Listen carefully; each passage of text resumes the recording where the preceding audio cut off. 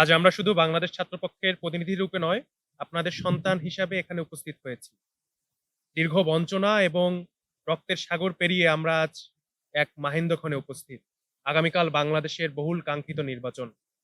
বছরের পর বছর যে নির্যাতন, নিপীড়নের শিকার হয়ে আমাদের বিভিন্ন রাজনৈতিক দল, সাধারণ জনগণ নিষ্পেষিত হয়েছে, তার থেকে এক মুক্তির দিন। আজকের এই সংবাদ সম্মেলন থেকে আপনাদের সন্তান হিসেবে আমরা আমাদের আকাঙ্ক্ষা তুলে ধরতে চাই। আমরা এমন এক বাংলাদেশের স্বপ্ন দেখি যে বাংলাদেশ হবে দুর্নীতি, লুটপাট, গুম, খুন, নির্যাতন, নিপীড়ন, চাঁদাবাজ মুক্ত, ন্যায়, ইনসাফ এবং সমৃদ্ধির বাংলাদেশ। যেখানে নাগরিক অধিকার হবে মুখ্য, সেবা পেতে কোনো হয়রানির শিকার হতে হবে না। রাষ্ট্রীয় ক্ষমতা হবে জনগণের কল্যাণের মাধ্যমে। আমাদের মূল চাওয়া, বিগত দিনে ভোটাধিকার কেড়ে নেওয়া এবং ভোট চুরির যে সংস্কৃতি তৈরি হয়েছিল, সেই অবস্থা থেকে আমরা মুক্তি চাই এবং আমরা সেখানে আর ফিরে যেতে চাই না। একটি অবাধ, সুষ্ঠু, নিরপেক্ষ নির্বাচনের পরিবেশ নিশ্চিত করার জন্য বর্তমান সরকার ও নির্বাচন কমিশন দায়বদ্ধ। আমরা বিশ্বাস করি কেবল সরকার পরিবর্তন নয়, রাষ্ট্রীয় কাঠামোর আমূল সংস্কার পারে জনগণের জন্য ইনসাফ এবং ন্যায় বিচার প্রতিষ্ঠা করতে। জুলাই বিপ্লবের স্পিরিট, আমরা নির্মুক্ত সংস্কারগুলো জনগণের সামনে আবারও তুলে ধরছি, যাতে আমরা আমাদের অভিভাবকেরা সঠিক সিদ্ধান্ত নিতে পারে।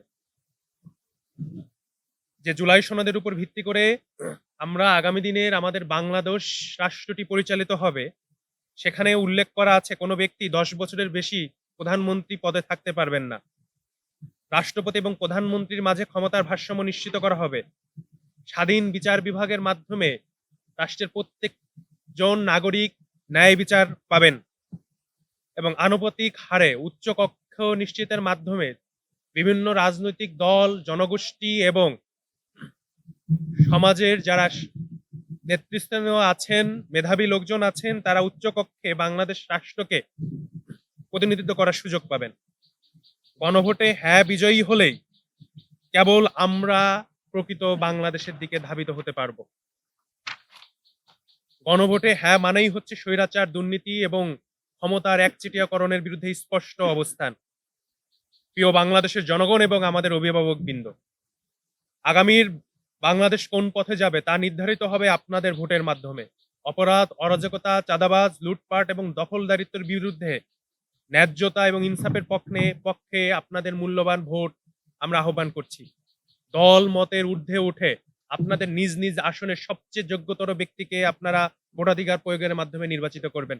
আমরা আবারও বলছি এবং দৃঢ়ভাবে বলছি আমাদের অভিভাবকদের প্রতি, আপনারা দল মলের ঊর্ধ্বে উঠে আপনার আসনের সবচেয়ে যোগ্য ব্যক্তিকে জনপ্রতিনিধি হিসাবে সংসদে প্রেরণ করবেন, যাতে তারা ন্যায্যতার সাথে আপনাদের প্রতিনিধিত্ব করতে পারে।